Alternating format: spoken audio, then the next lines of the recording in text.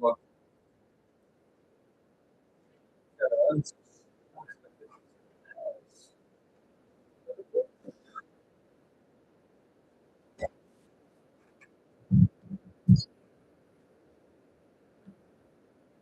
back for back. That's so.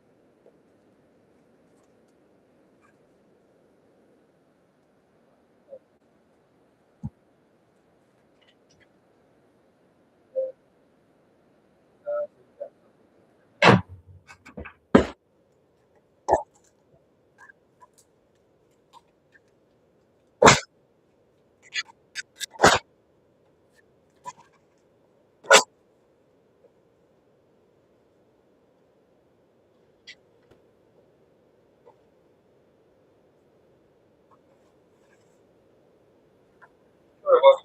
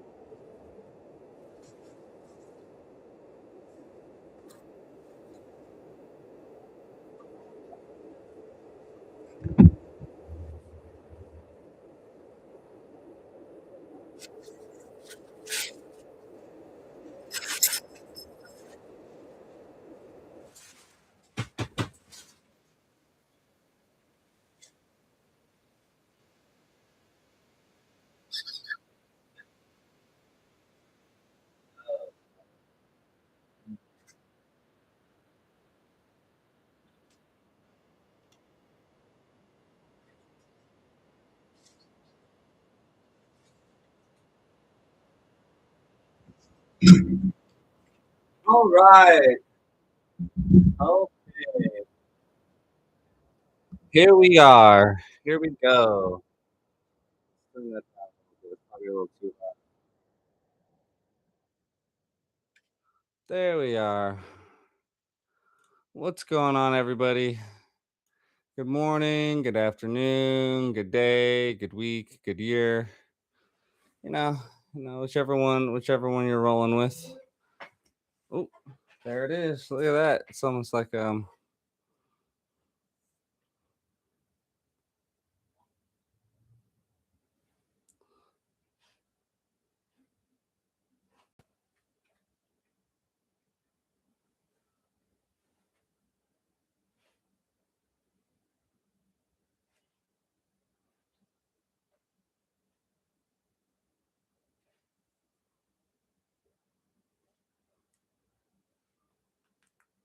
okay.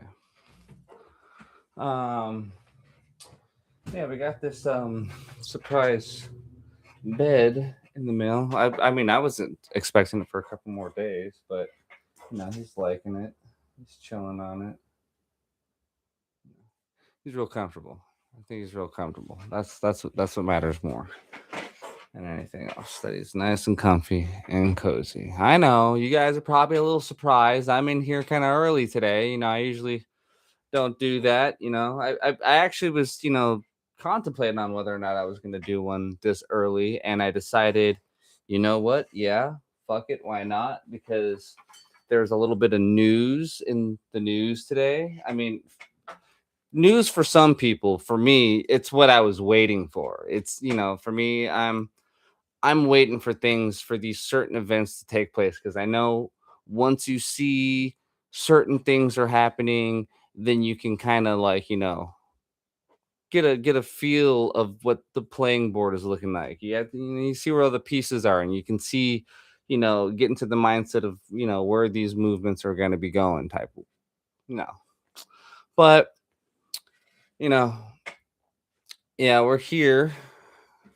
We're still alive. I need to get some coffee in me because I don't got none. So hold on, let me go grab my cup because that coffee's ready.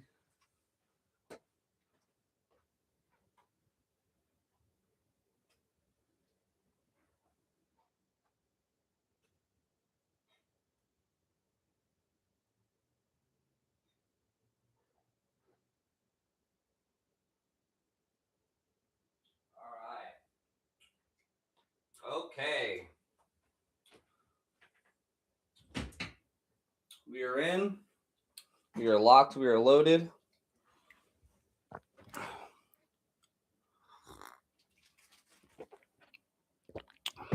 Got a sip of that hot coffee in me. Okay. So here we go again. Probably shouldn't say this. This is episode 4. We're actually going to be talking about that poison plate that they got in front of you. And, you know, it's like this. Here where I live, I don't know where anybody else lives. I don't know what time zone, what universe, what dimension you guys are catching this podcast on. But in this reality that I exist in, the mortality rate is still and has always been outside of maybe a few instances here and there. The mortality rate is still 100%. You're gonna die. Yeah, you're gonna die. Yes. Welcome to the club.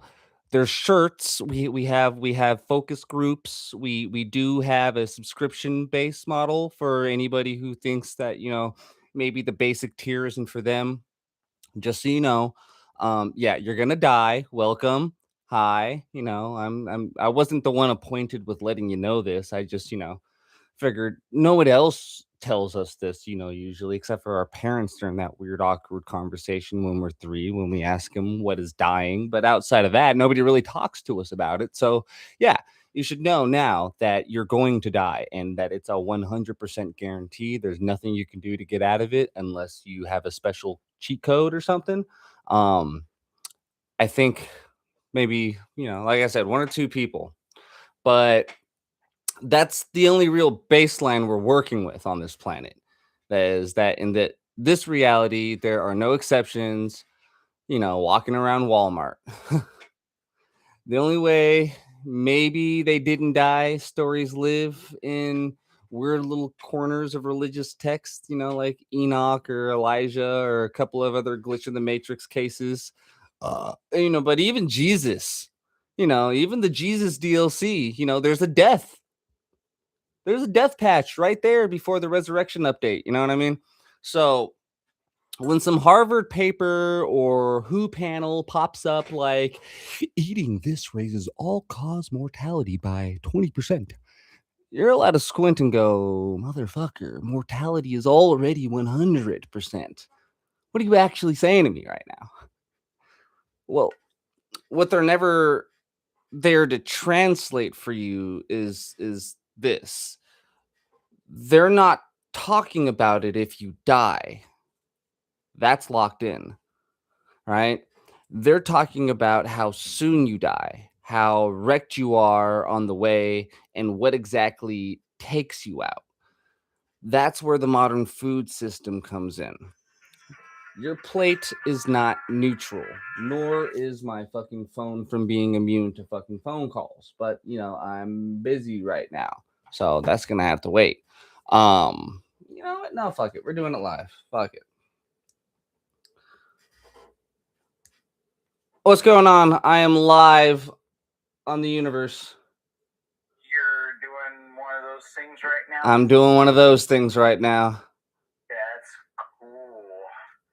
So, what's the topic of the day? Well, the topic of the day is the poison on your plate. The food and the processed crap and the chemicals that the United States government has allowed big corporations and pharma to pump into our food as well as our supplements and all of that. Is that the topic we're talking about? Well, somebody's been reading the subject matter, haven't they?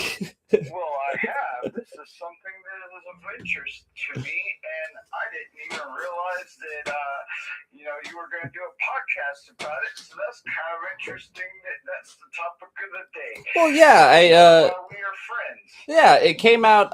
It was a very, very, spur of the moment thing. It came in the conversation last night discussing what we were going to do for dinner, and when we realized that we were doing like this Russian roulette of ingredient lists, I decided I should probably start there. And it actually is kind of relevant for some other big things that are going on in the world right now that are completely irrelevant, like has nothing to do with food, but they actually click together. So I'll be getting into that a little later on, but I literally just started. If you want to tune in, you want to chill out and listen in on it, but about to do my thing. Okay, well, I will get back to you if you want to shoot me a link to the live stream. I'll tune in and watch unless you want to pick my brain for some topics or ask me some questions real fast. But otherwise, I'll let you to it. All right. Well, actually, I do got a question for you before you hop off. How is the food thing going for you? How is eating going in your life? Like, what are your thoughts on that? So I have been struggling personally with weight gain and weight loss due to I caught irritable bowel syndrome issues drinking bad water over in Iraq.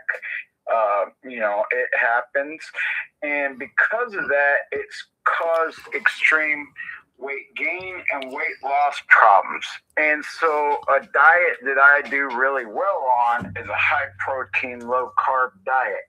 My body responds well to it. I have a tendency to have the right type of weight on my body. I burn fat easy, and I've got tons of energy.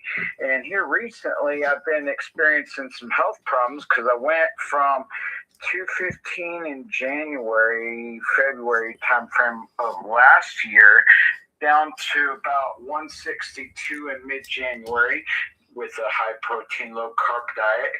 putting good nutrition into my body as well as working out. And then I don't know what happened. I guess I just decided I wanted to start slamming a whole bunch of ice cream and cookies and an unhealthy amount of them.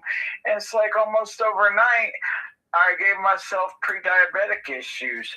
Right. I won't name any brands or anything like that. I ain't trying to get your podcast in trouble. Or No, man. I mean, I might call out a couple people here today. You know, I noticed I was kind of skimming a little too light lately, and I believe in accountability. You know, they throw that word around a lot, but don't like to use it. So, you know, I mean, like if these guys are responsible for it, you should know who's the ones that are doing this so you can avoid it. I mean, that's my personal opinion. I think that awareness and making educated, decisions comes with education. If you're being lied to, how do you know?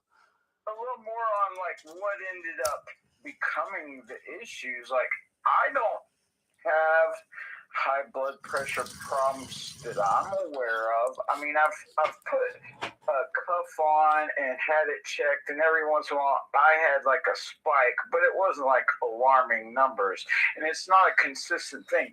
Normally I can walk into a doctor's office, they put the cuff on, and I've got like 120 over 70 something, so it's good numbers, and my heart rate is normally in the 60 beats per minute range. I've got a good heart, but here lately, I've been feeling like, holy crap, my chest hurts, and it feels like I've got pain in the top of my head, like the capillaries in the top of my head are under high amounts of pressure, as well as pressure behind my eyes, like I'm having a hypertensive episode. And then when I put my blood pressure cuff on, my blood pressure is normal. And so it's like, well, what is this? And so one of the things I've had to do here lately is I was taking 2 to 3 Bang energy drinks a day, trying to maintain that mental edge and trying to overcome a lot of the mental and physical fatigue issues that I've been having. And, I kind of have theories about what's causing those. But it's basically put me into this pre-diabetic state just in the last, I'd say, 3 or 4 months since I went off my diet and went on to my novelty. What did you call it? It's not ice cream. It's novelty. Frozen novelty treats is what they're officially. I mean, that's what they are. You can't call it ice cream if there's no cream in there. So it's a frozen novelty treat. And so I've been slamming that stuff slamming it on a daily basis, anywhere between a pint and a quart of that stuff. Because it's good. Everybody loves it. It's got lots of sugar. And I've always stayed away from sugar over the years, which is weird that all of a sudden I just started cramming this stuff. And I would have to say that learning some of the things I've been learning and about dopamine and how we strive to replace dopamine whenever we take away one bad thing out of our life, those dopamine givers, instant gratitude, those type of things. I feel like I was on a healthy path and I made some huge changes in my life. And then all of a sudden I had this lack of dopamine that I felt like I needed to replace. So, I don't know. One of the things I'm doing to correct it after some research is I'm getting rid of sugar and also carbohydrates out of my diet entirely. I've cut myself down to a single cup of coffee a day. I'm not allowing myself to drink any more than that. And I'm trying to eliminate as many input variables as possible so that hopefully my system will reset. And here soon, I'm going to do a 72-hour water-only fast to try to reboot my system and, hopefully that'll help me out. But yeah, if it's bad enough that I'm willing to go to an emergency room, a place that I actively think that they're trying to kill me with MRSA and vaccinations. Every time you go in there, they're trying to push vaccines on you. And on top of that, my mom died in the hospital during COVID. I wonder why they forced a respirator on her, but that's another tinfoil hat conspiracy. Yeah, we won't talk about the underlying respiratory or cardiac, conditions that were coupled with COVID cases during the initial pandemic on this episode. But Well, sorry if I got this episode flagged. I apologize. But nah, I mean, it's, it is what it is. If it gets flagged, that should, raise a question. Why? yeah. But Any other questions for me before I hop off? no, man, that was one. It was just the one, so I can I mean, and it was well said. I mean, I feel like there's a lot of individuals who definitely are dealing with, if not one or another of the issues that you've just expressed. I mean, you're dealing with a cascade of things, and that's and that's also on the veteran side. So just to throw it out there, I'm a veteran. I'm 42 years old. I try to stay pretty active. Right now, I'm about 180, 185, and it's very interesting that for someone that hasn't really ate a whole bunch of sugar in his life and stuff like that, to all of a sudden get a sugar addiction like that, and then in addition to that, for me to start all of a sudden feeling these health issues. So I think I basically flirted with pre-diabetes because of this stuff. So yeah, definitely not good for you. I agree. I agree with you wholeheartedly. Well, yeah, definitely. Let me see if I can't figure out how to. I don't know how to do that on here. It's probably shouldn't say this. We're on episode 4, so if you just want to, check it out, it's on YouTube or live streaming right now. So, yeah, man, yeah, go ahead, definitely check it out. Enjoy talking to your audience, and I hope everybody stays blessed. And B is a pretty cool guy. He has a tendency to rant a little bit, but he has good, solid information. So make sure you listen to him. So, hey, I appreciate that. Appreciate that so much. Okay, I'll talk to you later, man. All right, man. Take it easy. All right. You stay dangerous. You too. Bye. All right. Bye. That there's one of my veteran buddies. Call him Donzo. And now you got a little bit of information about me. I am known as B. And there you go. I'm a little informal with the shit, but I mean, it was a coincidence that that my buddy called, but it was good. It was good that of anybody who was hitting on my phone at this moment, it was going to be this guy because he knows exactly what the hell we're talking about here, and dealing with that firsthand on many different levels. So it's not a joke. It's not a joke. It's something that a lot of people are dealing with. I'm pretty sure he definitely said some things that more than one person has or had experienced or dealt with. So it's not a joke. And I don't think it's a coincidence that everybody keeps coming to the same conclusions on this thing. Just don't ask questions about it, apparently. Otherwise, you're crazy. But, right now,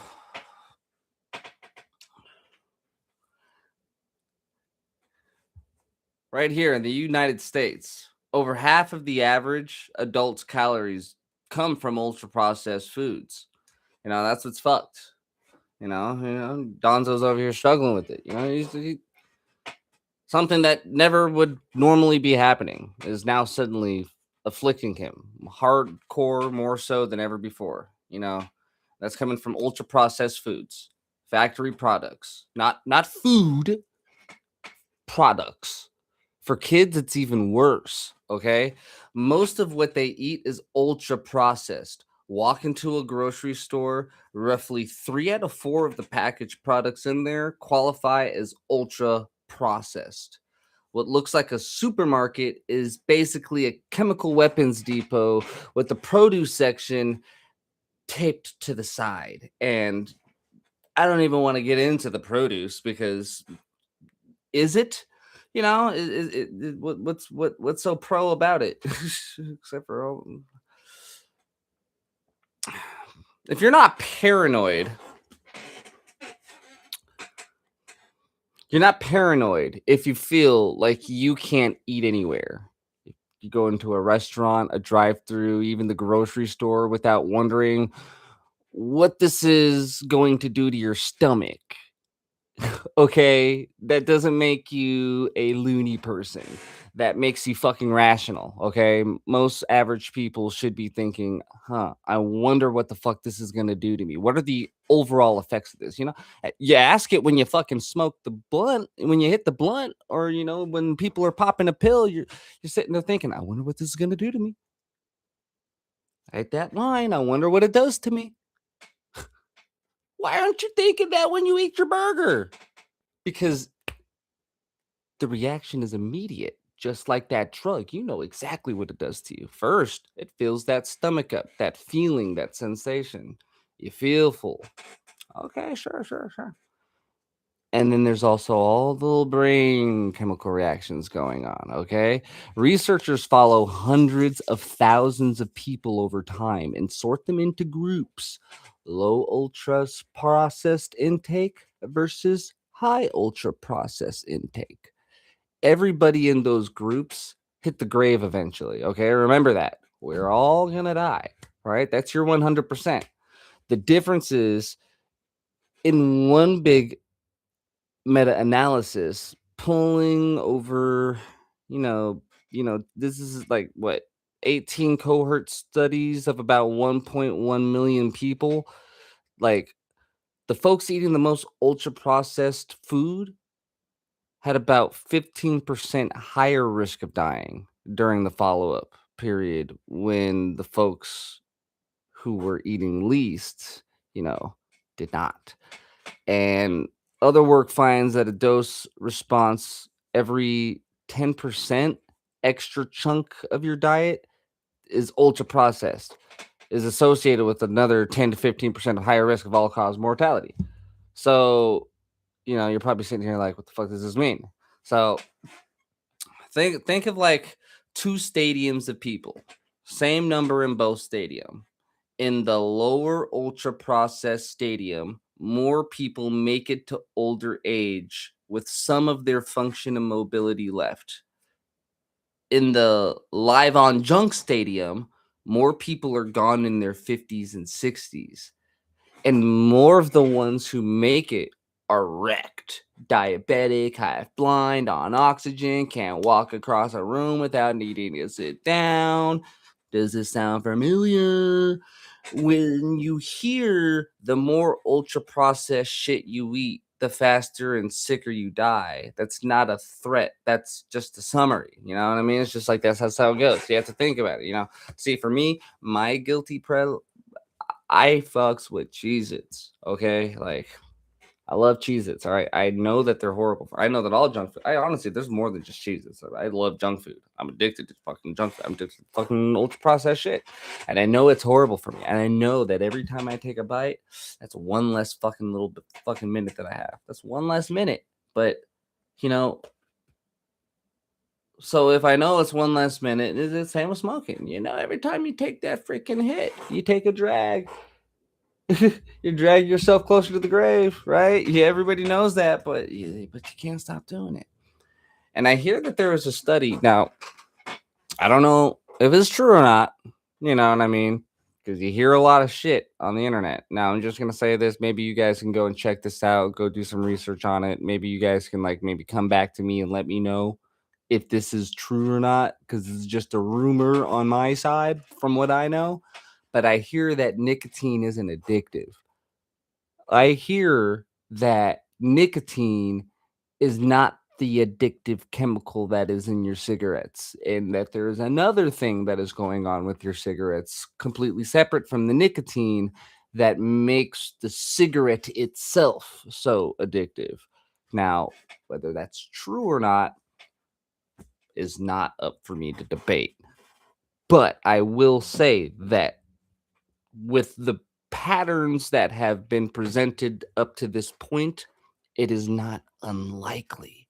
So take that unlikeliness and, like, maybe do some sleuthing. Okay, I'm not here to sleuth myself. Okay, I've my sleuthing days are gone. They're over. They're past me. You know what I mean? K Dot was right. Okay, once you hit 30, or who's that? That was Tupac. Yeah, it was Tupac. Tupac was right. I almost misquoted right there. Tupac. They take the fight out of you by 30. It's true.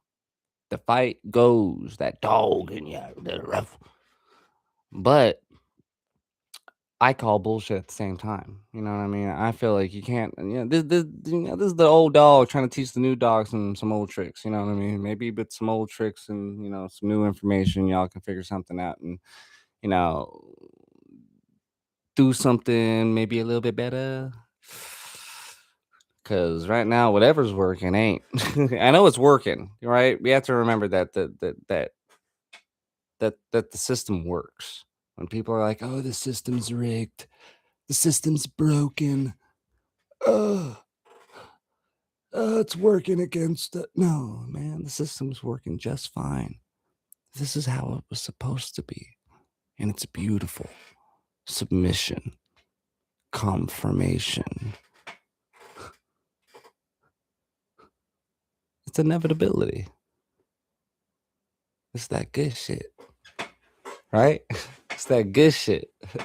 How they translate it in the native tongue. It's that good shit. Because, I mean, you have to remember that you're the product. You're the product and also you're the target. You know what I mean? Like, I'm just saying. Okay.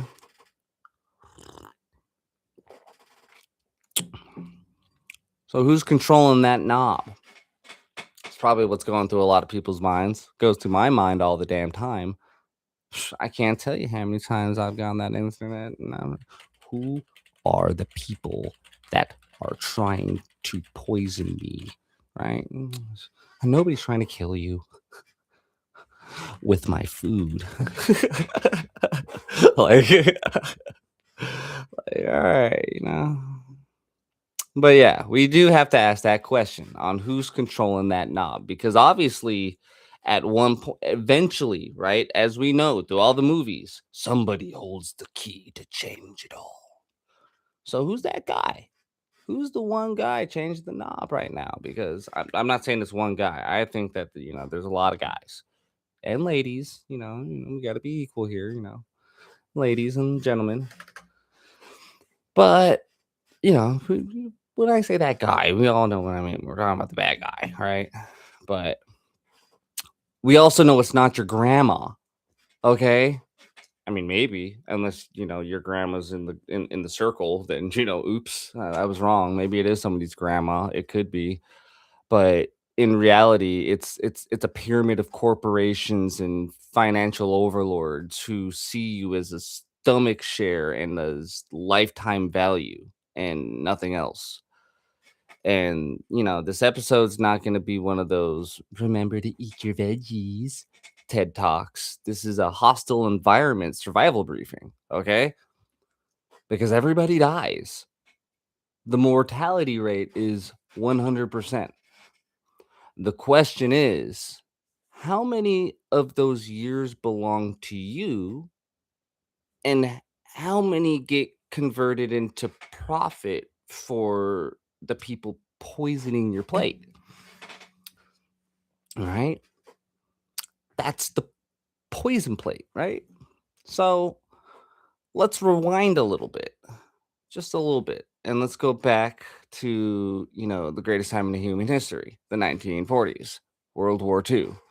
The United States military needs food that can survive ships and warehouses, trenches and deserts, months of storage, rough conditions, no refrigeration, and food scientists get the mission: make things that don't rot. And now you get dehydrated eggs, powdered juices, instant coffee, canned stews, concentrated rations. That's engineering, not cooking. But when the war ends, those factories don't shut down. The tech just gets rebranded for civilians. The exact same doesn't rot logic becomes instant cake mixes, canned soups, and frozen TV dinners. And by the 1950s, you've got aluminum trays with turkey, potatoes, peas, dessert. Ads tell you serve your family hot meals without the work. Processed food is sold as liberation as modern scientific progress continues to progress. They keep doing their fucking shit, and you get suckered into buying it to help them pay for it. Now, remember what I said. This was during the 1940s, right? 1940s going into the 1950s. I just want you to make sure that you're like using your critical thinking, okay? And this isn't an insult to anybody. This is a reminder that us as humans have this ability to make logic, right? Let's put two and two together, right? We can make math. We can take this star and that star and see the imaginary line between them that forms the constellation, right? The pipeline, right? Let's remember that pipeline of things that are also going on during this time span.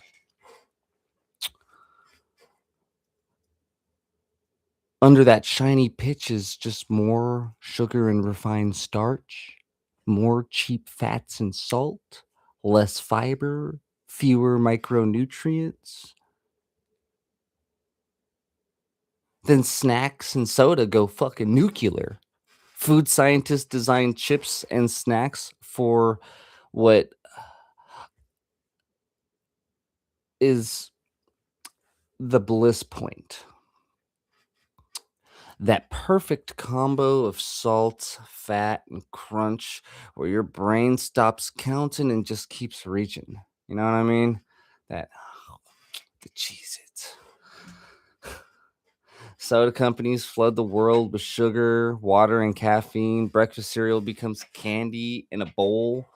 Like if you've never been down the cereal aisle, if you've never heard anything about the cereal aisle, then just shit's worse than the candy aisle. Shit, man, just, we could sit here and rant and ramble about it all day, though.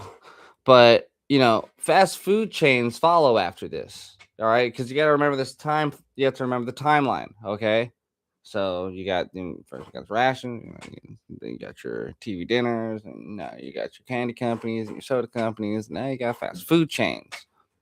McDonald's, Burger King, KFC, Taco Bell, pizza. They don't just open random stores, right? It's not just oh, well, look at that. They open up another McDonald's over there. No, it's they become part of the landscape. It's right by the highway, right by the schools, right by shopping centers, whole neighborhoods where it's easier to find a drive-through than a fresh vegetable. Then the law drops some theater on top. In 1958, the U.S. passes the Flood Additives Amendment on paper. New additives must be proven safe before they're used. Sounds good. But they carve out the generally recognized as safe side door, grass. If qualified experts agree something is safe, it can skip the full pre market approval process, and companies can pay experts. Yeah, you can actually hire those experts for money. So if you got enough money, you can hire a guy to be like, yeah, that shit's good. And the FDA is underfunded, overloaded, and often finds out about new stuff after it's already widespread. It's not doing a pre-approval process. It's usually like a post, oh shit, we just realized. Whoopsie daisy. I guess that means lawsuit and more money. Oh no.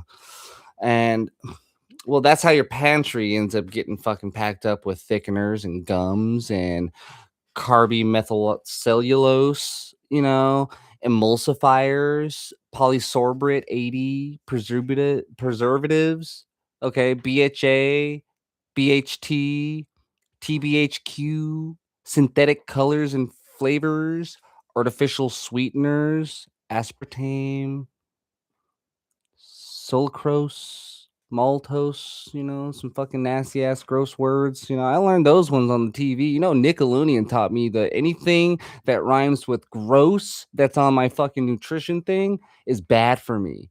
And I'm just saying, aspartame doesn't even fucking. I know it's supposed to be a sweetener, but something about putting ass in my mouth and telling me that it's supposed to be good for me. Aspartame. Yeah, more like that ass gonna be tamed down and fucking lucid. You know what I mean? Like it's just to dumb you down. None of that there to feed is to feed you.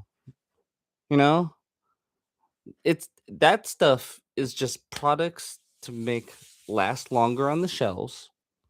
They survive shipping and storage.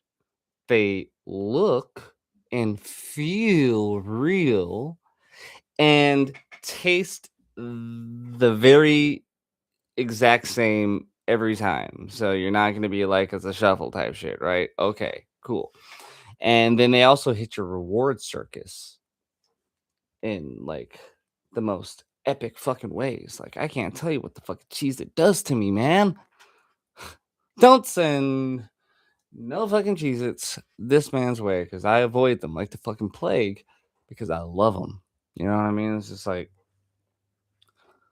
it breaks my heart really every time I look at a Cheez It. I think about how good they fucking taste, and I know that that delicious taste that they have is actually like a trick, and that sucks. You know what I mean? It really does suck.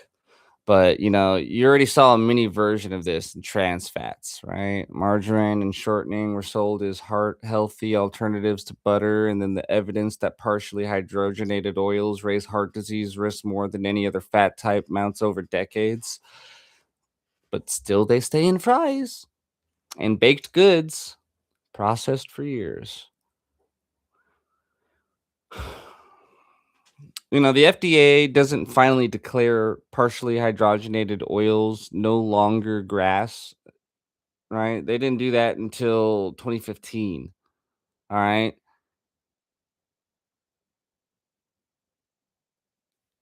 Like, that should tell you something right there. They waited a while after they found out because they knew before it even came out because, they were the ones that were researching it. That's always the shit that the government will be like, all right, military, we need you to do some fucking high speed shit. Okay. Yeah. Okay. We need you to make some food that doesn't go bad for our soldiers. All right, cool. We got that. But the war's over now. So what do you want us to do with all this food that we made for this never-ending war that you guys were saying was going to happen and, ended? So, because people like peace instead. So what do we do with it? Oh, it's easy, man. Let's just make a bunch of companies. We'll create a private sector. We'll bring a bunch of Nazis over from fucking Germany, and we'll have them build us some really fucking cool stuff for the military first. We need them working on our ballistic missiles because they were whatever that V2 thing was, man. That thing was tearing people up. We could do some things with that. You know what I mean? I can think of some propaganda machinations right here, freeballing. But, so yeah, definitely bring them over. And then After they're done with that, we'll just push them into the private sector. We'll just push them into private companies, whoever, has got the highest bid on them. And then whatever good ideas they'll come up with, we'll just re-push them back out into onto consumers, them chattel. We'll let them pay for all this crap. They pay for it with taxpayer money, and then the other money that they earn, they'll also pay for the product. It'll be great business, and then we'll also tax them on it, you know, because that interest rate, back to the banks, it ain't cheap for these bonds, man. It ain't cheap getting reserve notes. Might as well just get a really good asset manager to take care of that for us. We'll put him in charge of the Federal Reserve. Maybe he can handle our money a little better. I mean, he manages trillions of dollars in assets for, retirement funds and everything. Great idea. Nothing is better than putting businessmen in politics, but then again, that's the business of politics. So there's no surprise there. But that's the playbook. You create a cheap industrial ingredient branded as modern and healthy. You profit off of it. You show evidence of the harm as it piles up, and then you stall it, you spin it, you fund it, friendly science, and then when they finally cave, you quietly swap it out and repeat it. Meanwhile, corporate consolidation will, pull the strings tighter. You stand in front of shelves and you see dozens of brands. It looks like choice, right? Like all the choices in my political election. It looks like choice, but in reality, it's just a handful of conglomerates, that own most of these things. And, one group holds multiple cereals and snack bars and health foods, and, another controls sodas and sports juices and drinks, and another one does frozen pizza and diet meals and novelty frozen novelty treats. That's what my buddy Donzo was talking about earlier, is these frozen novelty treats. Now, I will say this about frozen novelty treats. I have gone to many different stores. I've gone to, Safeway, Smith's, Albertsons, Walmart, Sam's Club, Costco, freaking, even just a little 7-Elevens, come and goes, freaking, fucking AMPMs, Arcos. Doesn't matter really where you're really going, right? You go into these stores and you're looking for some ice cream. Now, I can't say the same thing when it comes to, like, if it's a local owned private, like mom and pa shop that makes ice cream, because, I'm assuming that those people make their ice cream right there type of thing. You know what I mean? Like, there's places where you can go and you can get like really, really good food that's really made in a kitchen by a human with their hands, because they care about you, and they're like, I really hope that whoever gets this has a really good meal and is like substantiated and like nutritionized. You know what I mean? Like, there's people out there that actually do that. There's people out there that really care about you, right? But we're not talking about that. We're talking about novelty frozen treats, right? So these novelty frozen treats, from the ones in the stores in these you know metropolitan areas that you inhabit, that you pick up in the shops, is not ice cream. There's a difference between ice cream and a frozen novelty treat. See, ice cream is usually just ice cream, some sugar, and some maybe vanilla or chocolate or strawberries or whatever it is that you're making the ice cream out of, and salt. Of course, you gotta put a little salt in there and whatnot. But it's very, very simple ingredients. There's usually like 6, 7. Okay. But if you look at the ingredient list on most of these frozen novelty treats, there's it takes up the entire back of the tub. There's a lot. It's a lot. And from what I was able to deduce, do your own research. This is just from what I find. I don't eat the shit anyways. I can't. I don't think we're supposed to be eating or drinking, cow milk. It's kind of, you get milk from your mama's titty when you're born, and then when you eventually stop and you start doing other things. I think that's when. But I don't know. I could be fucking wrong. I haven't done enough research on it, but I don't think we're supposed to be drinking that shit for sure. Not the way that it's being made. No way. Um, but yeah, no. Haagen Dazs, not a shout out to them. This is not like a go pick some up. This is not a support or anything like that. I don't even know anything about them. I just know that, out of all of the tubs of ice cream that I scoured in the frozen treat section, that Haagen Dazs was the only one that was actually ice cream. So I will thank you for that, for actually, I don't know if you're a mega corporation or not. I don't know who owns you or anything like that, or, what the deal is with Haagen Dazs, but, like, they're the only ones that I could find that actually is ice cream. That's like real ice cream. So there's that. I just had to get that out there. Um, yeah, just so in case you were wondering, there is that. Um, but I don't think. But from your perspective, which brand do I feel like, right? That's what you're feeling like at this point, right? Which brand, which label do I want on the bar? Because they're probably all the same thing, you know. From theirs, they're looking at you and they're asking, how do we own your entire day's calorie from breakfast to late night munchies? And that's the shift from food to products, from meals to consumption occasions, from people to lifetime revenue streams, you know. And if you can accept that, the rest of the episode stops sounding like, so extreme and starts sounding like math. And, I don't like math, which is why, it probably took me so long to fucking, accept a lot of this stuff and continue to eat Cheez-Its ruthlessly, even though I knew they were horrible for me. But back to damage. When researchers, when they group people by ultra processed food intake and follow them for years, the pattern isn't subtle. Okay, it's usually a big meta analysis. There's a bunch of participants going on in this, and it's it's just not fucking fun. Okay, you know it really isn't. But they do find some things in these fucking studies. Okay, so ultra processed diets are usually associated with higher risks of cardiovascular disease and cardiovascular death in multiple large cohorts.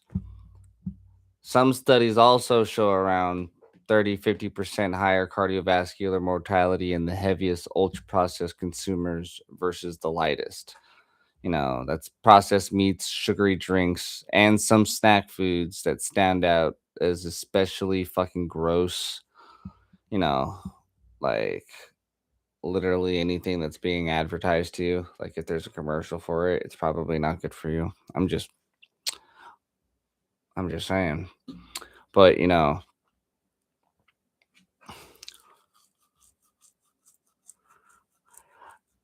gonna keep it a buck. It's hard for me to talk about this shit and not fucking, get sad.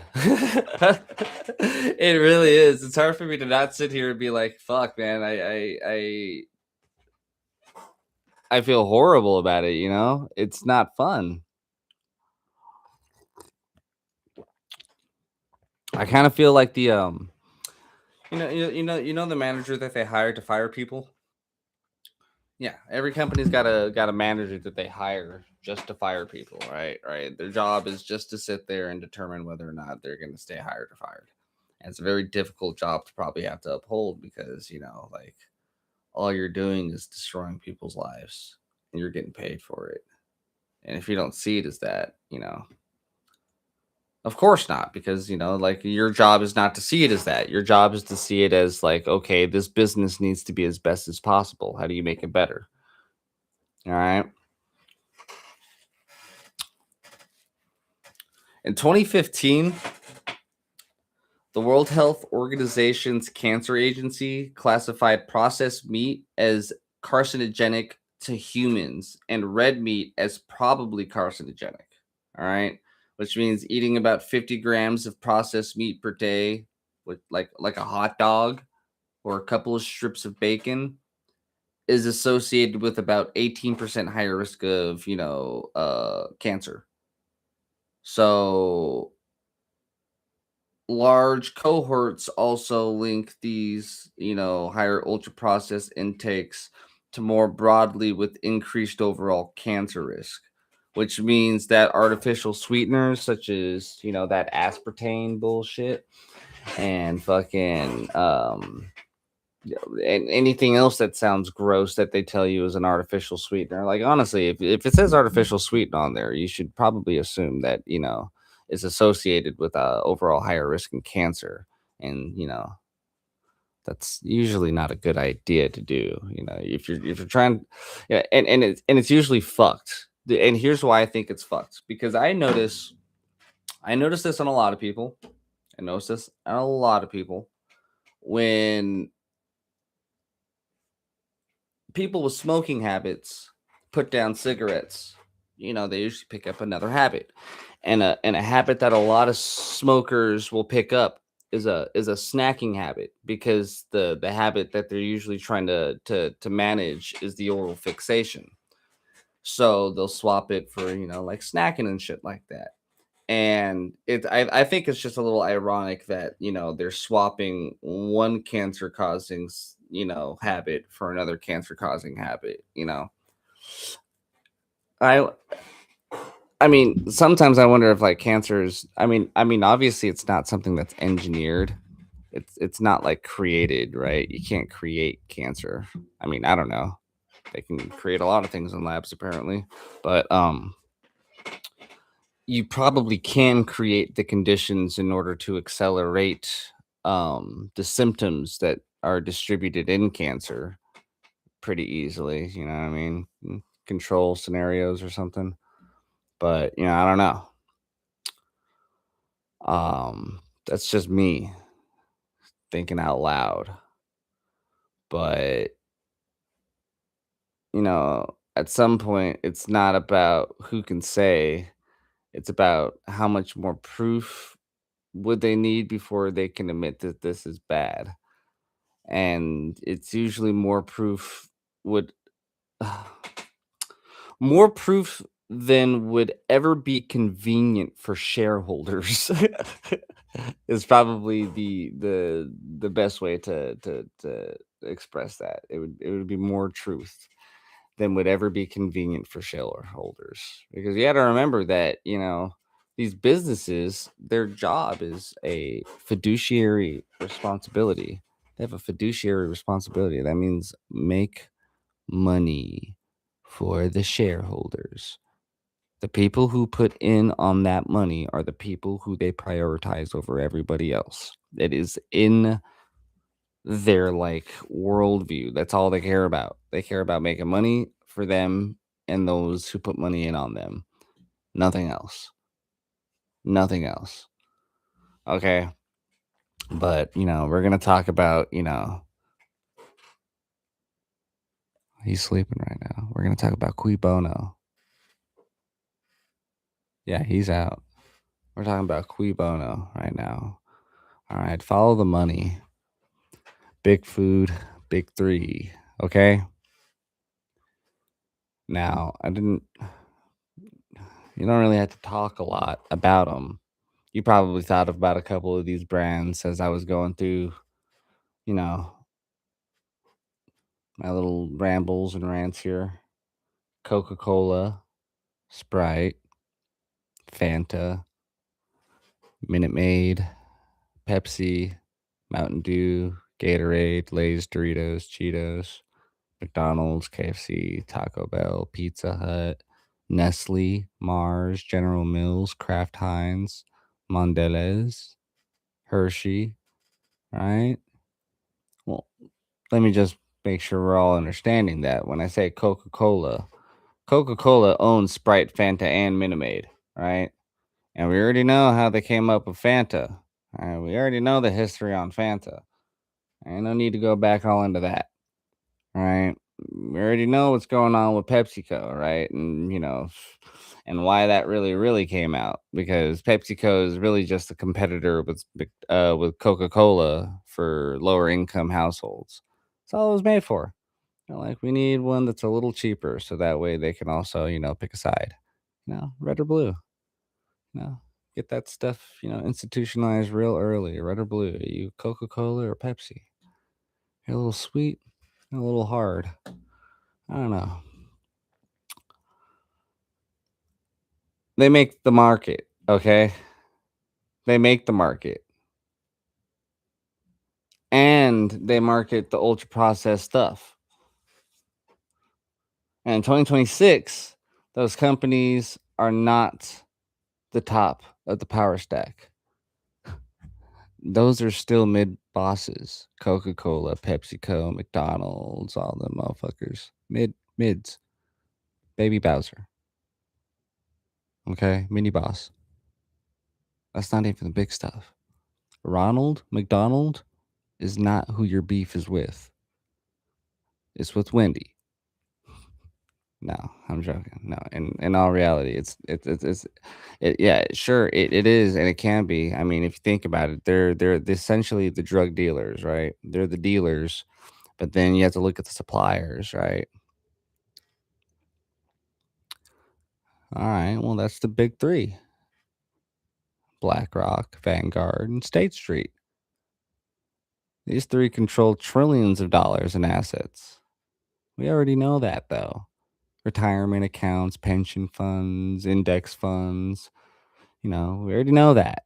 We already know that with all that money, they buy huge stakes in almost every major public company you've ever heard of, including the food and beverage giants. I've just rambled on.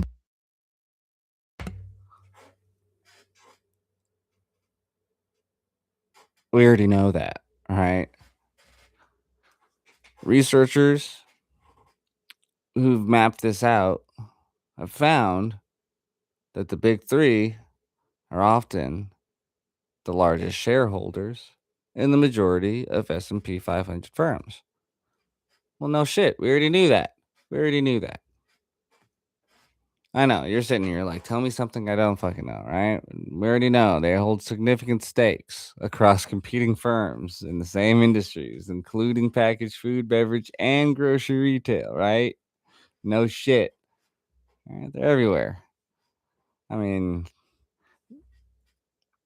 that's called horizontal shareholding. That's all that is. And you got a little bit of everything. It's called horizontal shareholding. It means the same small group of financial players owns big slices of multiple rival companies in the same market. So you're choosing between brand A cereal and brand B cereal or soda or that soda. You know what I mean? Like in reality, a lot of the time you're just choosing which logo sends profit up to the same owners. Okay. Like it doesn't really matter. Okay. It doesn't matter at all. And these aren't just anonymous money nerds. Okay. These aren't, Larry Fink, the CEO of BlackRock. He's not some random guy at a Bloomberg terminal. Okay. You know, yes, he is running the world's biggest asset manager and sits in global government spaces like, the World Economic Forum's leadership. But BlackRock was hired by the US Federal Reserve also to help manage its corporate bonds and buying programs during the 2020 market interventions. So let's try to stack it like this. At the bottom, you're standing in a grocery aisle trying to find something that won't wreck you. In the middle, You've got food brands and fast food chains pumping out ultra processed products. And at the top, you've got asset managers like BlackRock, Vanguard, and State Street quietly owning huge slices of all these companies and using their voting power and influence to shape corporate strategy.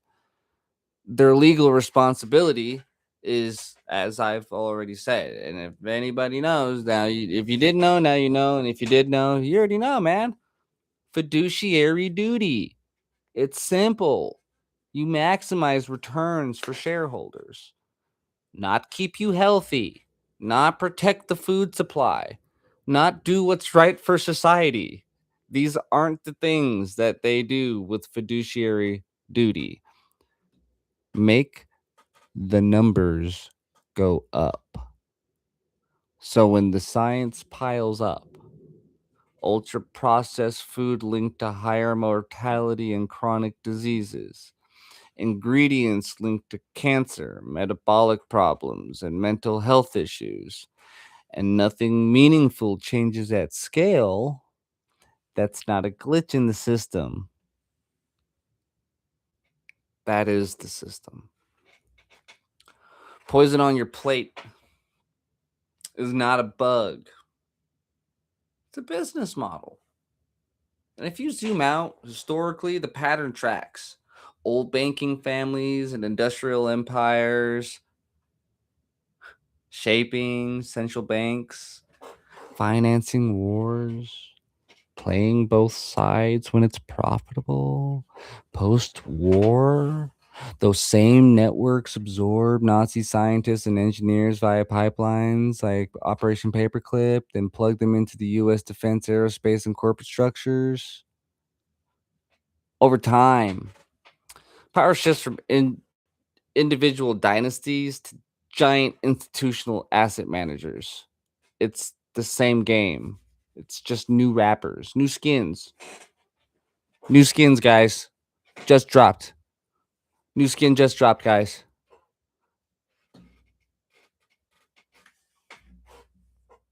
We're going to get into that a lot more deeper tonight though, okay?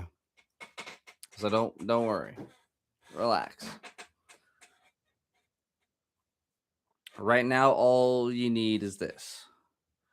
If you're wondering why the food companies don't fix the mess, it's because from the perspective of the people who own them, there is no mess. There's just a profitable, predictive stream of cash flowing from your plate to their portfolios. And if this were only about processed food is bad, you could theoretically choose how to just blow it, bow it out, cook everything from scratch, hit farmers markets, live the homestead fantasy. But here back on Earth, where rent is due and you're exhausted, it looks a little different. Okay. In the last few years, food prices have climbed faster than wages. Meat, eggs, dairy, produce, staples, everything took hits at different times. Food inflation is in 2022, 2023. It ran higher than general inflation in many places around the country. And while it has cooled a bit, prices didn't go back down. Meanwhile, wage growth limped behind that for a lot of people. You know, ultra processed foods are cheap per calorie. Refined flour, cheap. Vegetable oils, cheap. Sugar and corn syrup are all subsidized, mass produced, and turned into instant noodles, boxed meals, frozen pizza, snack cakes, chips, sodas. Whole fruits, however, the fresh vegetables, the fruits, the fish, a little bit better cuts of meat, like real cuts. And when I say better cuts of meat, I mean meat that hasn't been painted. You know what I mean? Like if you don't see that stark comparison, like it should be like nice, bright, white, marbly colors in there. It should be red and white. That's ions. It should be red and white, like some Christmas shit. You know what I mean? Just fucking, just meat and fucking fat. You know what I mean? I shouldn't see no pink fat lines or nothing. That tells me that they're painting that shit. You know, I've had some steaks. I've had quite a few steaks. I enjoy a good steak, and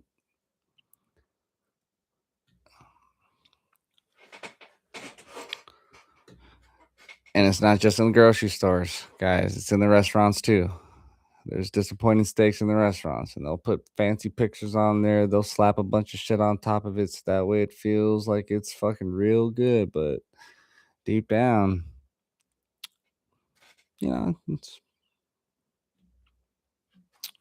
it's it's a disappointment because there's a lot less energy dense. It's all more perishable. It doesn't benefit from the same commodity crop support, essentially and obviously. So if you're juggling work, kids, a commute, and stress, your real choices shrink to, do I spend more money and time making something from scratch versus do I spend less money and time ordering something from ultra processed? Research on food insecurity shows what actually happens when budgets get squeezed. Okay. Families skip meals and eat less. They dilute foods, or they'll shift towards cheaper, ultra processed, calorie dense foods because that's the only way to keep everyone feeling full on limited cash. And, at first I was doing that latter, and then, I end up doing the prior, and then now we kind of just do the first one. We just kind of skip meals or eat less. And then that on top of, my cascade of fucking mental illnesses and whatnot don't make it any fucking better. So it's just like, I'm really fucking dealing with shit. And then I already have fucking stomach issues. And the buddy Donzo, yeah, he knows about that. He knows exactly how much that fucking sucks. So, I'm sure there's a lot of people out there who can empathize with that and be like, "Fuck, man, yes, I know how that feels." But what the fuck are we doing about it? All right. Well, this is what we're trying to do about it. We're trying to get people aware of it. You know what I mean? This isn't designed. I don't know how you guys are taking it. I don't know how you guys feel about it. That's between that's you guys. For me, I'm only giving this information to you guys so that way you guys have it. So that way you're aware of, like, okay, well, maybe if there's something going on and I'm not sure what the fuck's going on with it, maybe this correlates with some of those things and helps make a little bit of sense, or helps make sense of something that you were probably, wondering about, but, never got, enough confirmation on it, or, support on it. I got your back, man. Relax. All right. You're not fucking crazy. Okay. Asking a question doesn't make you mad. Okay. Now, if you get mad because you ask a question and you get fucking pushback on it, oh, then really welcome, because I've done that a lot of times. Shit, man, I do that all the time. I can't help it, but for me, I guess that's where my reality versus the fine print really clashed. My shit clashed fucking hard, real hard, so hard that I was,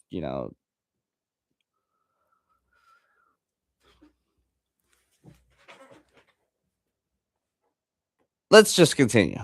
Okay. So, where does this leave you? Okay. We know you weren't failing in a fair game, all right? You're being cornered in a rigged one. So where does that leave you? Because you can't stop eating. You know, some people, if you can move to a farm today, do so. Start a community. Hell yeah, do it. But for everybody else in reality, you can't move to a farm today. You can't, out research every chemical and every label in the middle of a busy grocery store. But you're not powerless, okay? Let's just strip away some of the trends. And when you look at the diets that consistently produce better health and longer life in big populations, the pattern is boring and stubborn. and you'll realize that. You know what I mean? And once again, this was not a TED talk about eat your vegetables, okay, guys? But mostly whole or minimally processed foods like vegetables, fruits, beans, lentils, whole grains, and nuts and seeds. Some solid protein sources, fish, poultry, eggs, or good plant proteins. Okay, there's a lot of plant proteins that you can get as well. If you're not a meat consumptioner, but you know I am. All right, beef and broccoli. Okay, that's what I'm on. But fats mainly from things like olive oil, nuts, seeds, not deep fry fats, and margarine. All right. So when you get your fats, I mean, if you don't use olive oil in most of your cooking, I know you didn't watch Gordon Ramsay. And then, everybody's got to get that nut and curry. So definitely get your nuts and seeds up in there because you need them. You know what I mean? It's just like that's what we are. We're fucking seeds. We're seeds. And as and we grow. We grow, we go through different changes, our leaves change color throughout the seasons, and eventually we turn to compost and then we continue the cycle. At least that's how it used to be. I don't know what the hell's going on now. I'm honestly like, see, I know that the mortality rate is 100%, but I feel like there's something about that just doesn't sit right with me because your body may your body stops going, yeah, but whatever that energy is that propels your body to do what it does, that shit's forever. That's energy, right? The energy you got, that's just limitless. That shit goes on forever. Just transfers. Unless science was wrong about energy. In that case, it just ceases to exist. And, I don't know about that. I still feel like I got a lot of potential.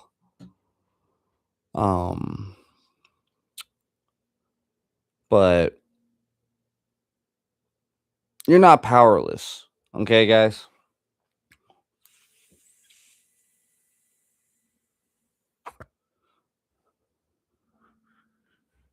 You're not. Trust me. You're probably saying in the back of your head sometimes. I know. I think about all the things that I say in the back of my head, and and the arguments I have with myself. You know what I mean? Like I have to sit there and battle with myself at every single turn with everything, and every new piece of information that's presented in front of me throws in a new cascades of questions and interrogations that I have to sift through and process before I can, come to a decision. Causes a lot of shutdown, a lot of, system overload and whatnot, because, I don't have the RAM for it. I really don't, man. My GPU is shit, like it really is. I'm running on outdated software. Like, and when I say outdated software, I don't mean like I don't know what the fuck's going on. I mean, like the your brain can only take so much of this shit for so long before you're like, okay, like when is it going to start having effects on the machine? You know what I mean? Like if you think about your brain and your body, your brain's your computer. Yeah, man, get enough fucking dust bunnies in there, it's gonna burn a little slower. All right, and I got some dust bunnies in there from all these damn Cheez-Its. But like I said, you can't stop eating.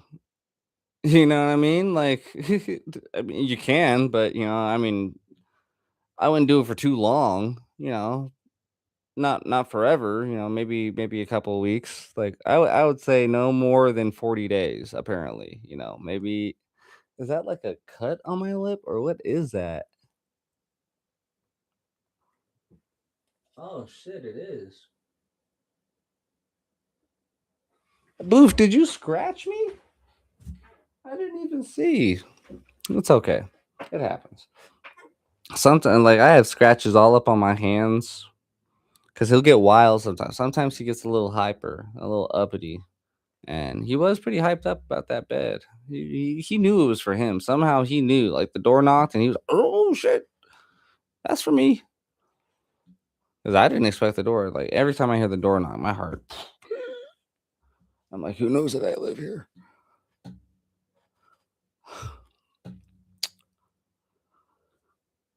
Where was I?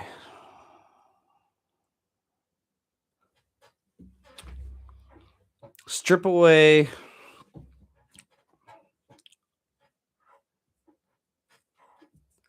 Yeah, you got to strip away trends. And just remember that, studies suggest that the worst outcomes show up when ultra processed food make about half of your or more of your daily calories. Okay? So, the least fucked up group usually lives down around 10-20% of the calories from ultra processed sources. So, it's not it's unavoidable, right? You can't go through everything and always just never eat any of the stuff. You can't cut it out. They've made it very difficult unless you have a lot of money to just be able to cut it out. So, limit it as much as possible is, the best I can suggest. Limit it, find healthier alternatives. You know, my girl's been trying to get me to do this squash ravioli. It's been sitting up in the freezer for a, for a few weeks now, and she keeps, she's like, "Dad," she's like, "You make a good squash ravioli, baby." And I'm looking at her, I'm like, "You said squash and ravioli," and I'm thinking Chef Boyardee, and that's bad. That's bad of me. Shame on me. Because that's obviously the squash ravioli is gonna be healthy. It's made out of healthier ingredients. Everything in there is just real. It's just real fresh ingredients, right? And they just freeze it. And, the thing that I'm eating right now, if I'm thinking about ravioli, I'm thinking Chef Boyardee in a can, you know. I went through a whole rant about how horrible this stuff is for me, and I'm like, I can't wait. Like, sign me up. You know what I mean? And that concerns me. That concerns me about myself and about us as, humanity. It is something that is kind of scary to think about. All right. But you don't gotta be a monk. You don't gotta turn into a monk. You don't gotta fucking do a pilgrimage. I mean, you can. Once again, you don't gotta take any of my advice. You don't gotta do anything. You're a free. I can't speak for everybody, but from what I understand, if you're an American and you're watching this right now, you're still free. You still got constitutional rights and all that stuff. So, like, when I say free, I'm talking about, remember, I'm an American, so I'll put that out there.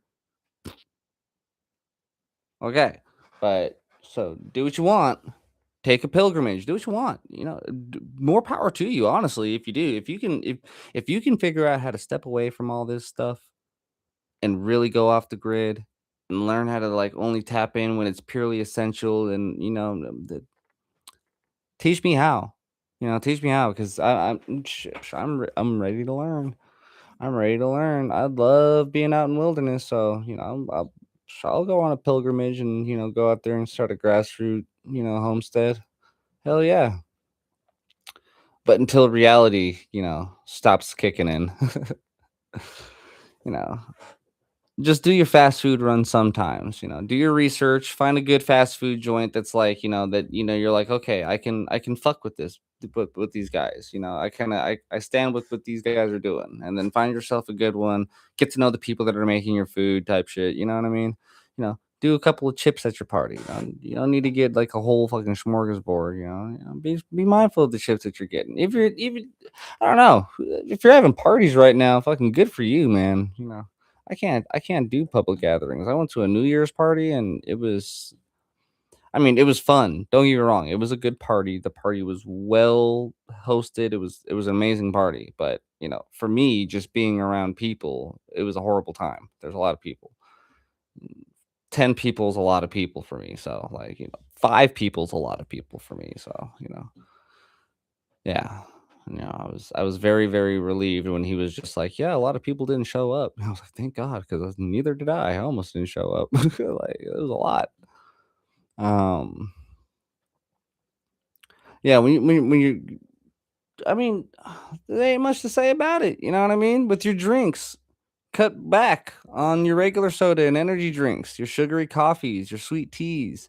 And I would always be suspicious of zero in diet drinks loaded with artificial sweeteners, especially as a daily habit. You know what I mean? Um, like I understand, but I also understand that most people go throughout their life. Now, see, some people will say other words that are very mean, and I disagree with every one of those rationale decisions and thought processes when they come to deciding to do fucked up things. And here's why. Because people are naturally I there's a debate about this, whether or not being good as a human being, like good is like, like learned, or if it's like innate or not.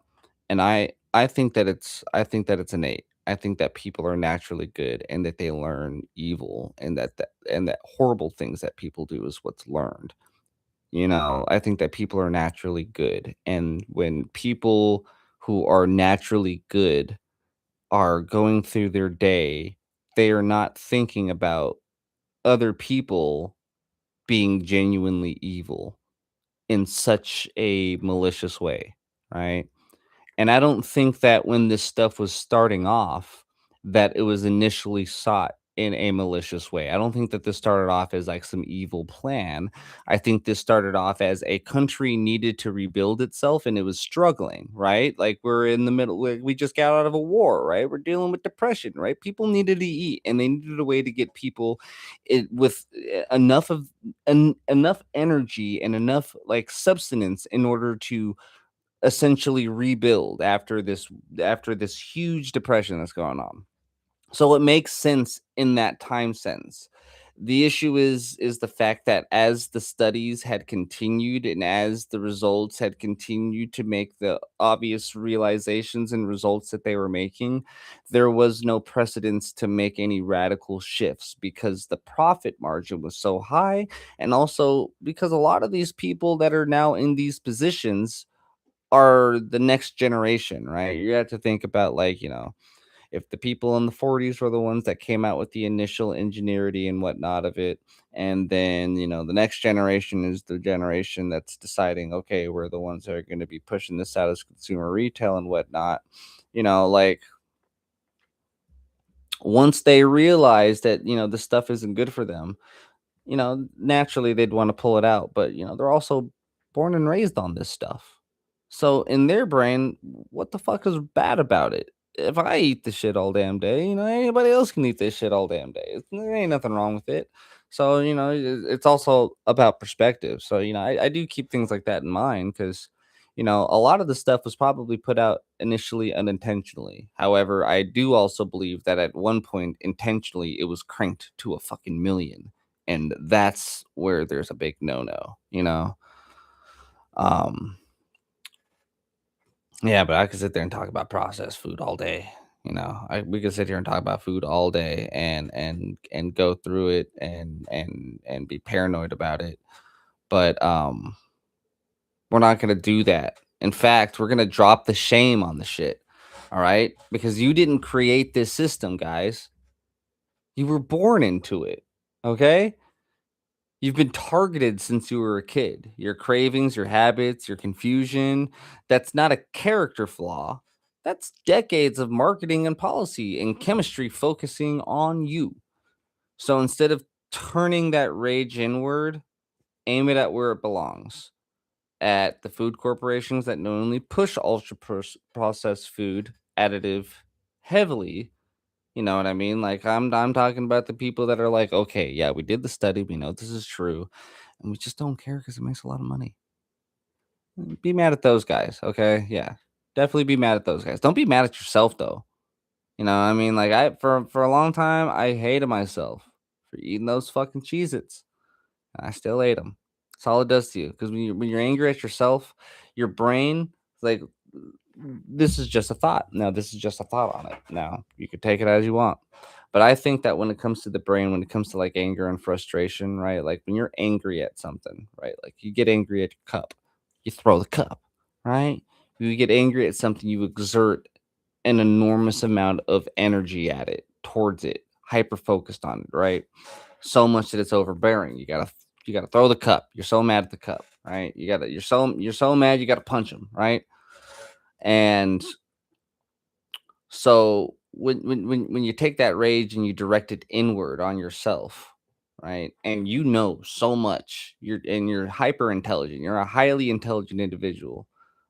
I think the first thing you do is subconsciously abuse yourself, like the living fucks out of yourself, because you're mad at yourself for being so foolish, for being tricked or something. I don't know, but then again, it's I haven't explored it yet. It's just a thought process I had the other day when I was taking a shit. But I could be totally off, but we don't know yet. But it sounds not crazy a little bit. I don't know. You know what I mean? Like psychology is a very interesting thing. You can go down that rabbit hole forever. It's a very interesting little thing to go through. But yeah, it's not a character flaw, guys. That's decades of marketing and policy. Okay. The food corporations that knowingly push ultra processed, additive, heavily microplastic, seasoned junk, and as normal food, you know, those are the guys you want to be mad at. All right. The people that the asset manager companies and the old money networks that own big pieces of it all and that treat mass illness as a rounding error. That's direct your rage at those guys, at the regulators and politicians who have the data and still let grass loopholes. Okay. I'm talking about weak labeling and toxic exposure slide. Okay. Everybody dies.